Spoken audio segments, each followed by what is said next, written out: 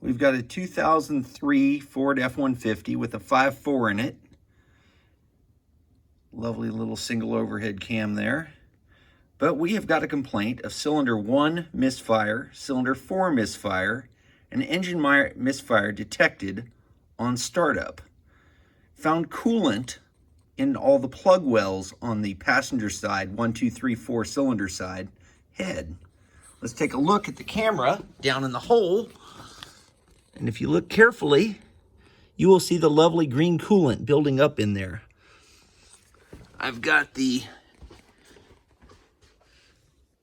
reservoir pressurized to about 13 psi, give or take. It was dry when I started. Within 5 minutes, I've got a puddle. Owner's not gonna like it. Have a good day.